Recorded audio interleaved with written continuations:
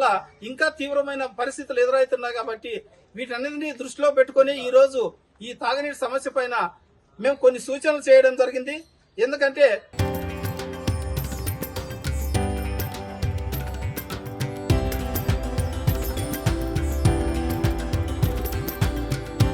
తరతరాలుగా తరగని స్వర్ణ బంధాలు మన మానిపల్లి జ్యువెలర్స్. ప్రతి గ్రామంలో కూడా ఎమర్జెన్సీ కంట్రోల్ రూములను ఏర్పాటు చేయాలా.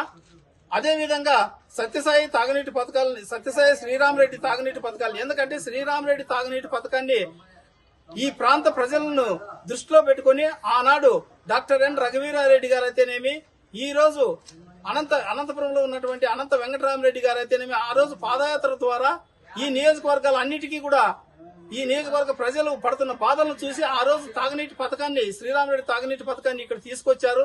ఆ రోజు నుంచి ఎలాంటి సమస్య లేదు. 2014 తర్వాత రోజు రోజుకి ఆ పథకాలని నిర్వీర్యం చేస్తూ వస్తున్నారు.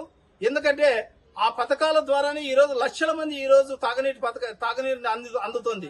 అలాంటి పథకాన్ని ఈ రోజు నిర్వీర్యం చేసే విధంగా ప్రభుత్వాలు అనుసరించడం అనేది దీన్ని తీవ్రంగా ఖండిస్తున్నాం. అందులో భాగంగానే ఈ పథకాలన్నింటినీ కూడా ఎప్పటికప్పుడు రోజువారీ సమీక్ష నిర్వహించాలి. దాని ప్రాధాన్యతను బట్టి దానికి వర్కులన్నీ కూడా ఎక్కడైనా పెండింగ్ ఉంటే అవన్నీ కూడా కంప్లీట్ చేయాలా. ముఖ్యంగా శ్రీరామరెడ్డి తాగునీటి పైప్ లైన్లు అయితేనేమి, పంచాయతీ పైప్ లైన్లు అయితేనేమి, వీటన్నిటిని కూడా మోటార్లు కావచ్చు, అదేవిధంగా ట్యాంకులు కావచ్చు, పర్యవేక్షణలో ఎప్పటికప్పుడు దాన్ని ఖచ్చితంగా రెక్టిఫై చేసి ఎప్పటికప్పుడు ప్రజలకు తాగునీటి సమస్య రాకుండా చూడాలని చెప్పేసి డిమాండ్ చేస్తున్నాం. అదేవిధంగా ఈ రోజు ప్రతి వారం కూడా, ఎందుకంటే ఈ తాగునీటి సమస్య పైన వచ్చినటువంటి ప్రజల నుంచి వచ్చిన సమస్యల్ని ఎప్పటికప్పుడు 24 గంటల నుంచి 48 గంటల్లో పరిష్కరించే విధంగా అధికారుల్ని అప్రమత్తం చేయడంతో పాటు ఆర్డీఓ గారి సమక్షంలో వారానికి ఒక రోజు కంపల్సరీగా ఈ తాగునీటి సమస్య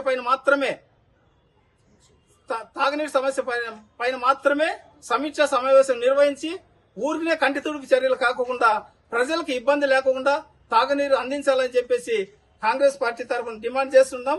అదేవిధంగా ఎందుకంటే ఇప్పటికే గ్రామాల్లో భూగర్భ జలాలు పూర్తి స్థాయిలో అడగంటిపోయాయి. ఎక్కడా కూడా భూగర్భ జలాలు లేకుండా పోయినాయి. గ్రామాలతో పాటు ఈ పట్టణంలో కూడా చాలా వార్డుల్లో ఇప్పటికే తాగునీళ్లు విలయతాండవం చేస్తుంది.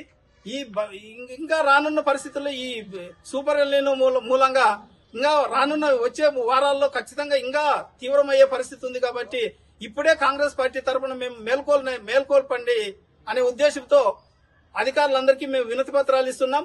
ఖచ్చితంగా ఇవన్నింటినీ పరిగణలోకి తీసుకొని దీనిపైన సమీక్ష నిర్వహించి ఎప్పటికప్పుడు ప్రజలకు తాగునీళ్లు అందించాలని చెప్పేసి డిమాండ్ చేస్తున్నాం.